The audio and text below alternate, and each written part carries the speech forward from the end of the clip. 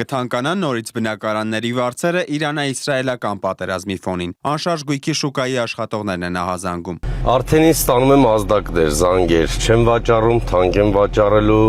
մարդիկ ունեն ակնկալիք, որ այս ֆոնի վրա կսկսի նոր գնային գոյացում։ Ազդակներ կան, որ վարձակալությունը կարող սկսեն թանկացնել։ Հարևանների մեջ մեծ ընտրություն չունեն իրանցիներն ու Իրանում ապրող այլ երկրի քաղաքացիները տարհանվելու համար։ Պակիստանը փակել է Իրանի հետ սահմանը։ Ադրբեջանը բաց է պահում միայն Աստարայի անցակետը։ Մի քանիսի հետ էլ լավ հարաբերություններ չունեն։ Երկրից դուրս գալու հնարավոր ապահովություններից մեկը Հայաստանն է։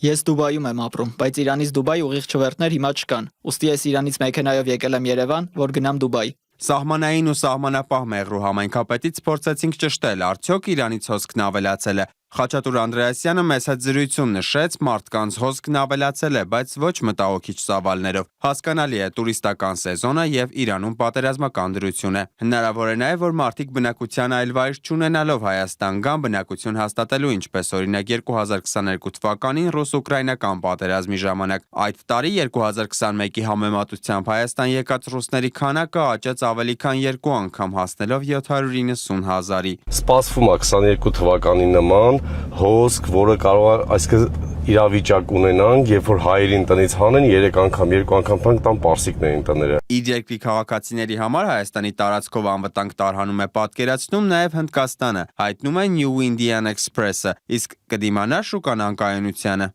Մեր շուկան վերջի 2-3 տարիներին արդեն ադապտացել է այս իրավիճակին եւ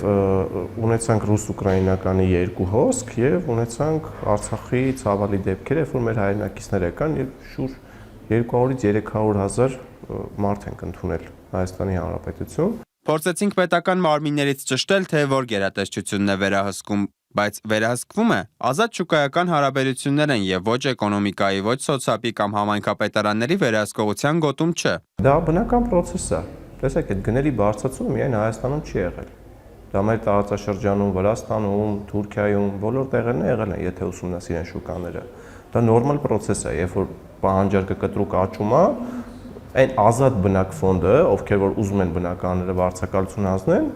դա շուկայական հարաբերություններ է։ Սկսում են պահանջարկի հաշվին թանկանալ եւ բարձր գներով են հանձնում։ Այսինքն գները հնարավոր է բարձրանան, բայց խնդրի լուծումը Հարությունովը տեսնում է պայմանագրային հարաբերությունների մեջ։ Այսինքն վարձակալն ու վարձատուն իրենց հարաբերությունները պետք է կարգավորեն փաստաթղթային տարբերակով, որ նման դեպքում վարձատուն վարձակալին չստիպի հեռանալ։ Սիմոն Հովանիսյան, Գևորգ Սիանոսյան, Reopen Media։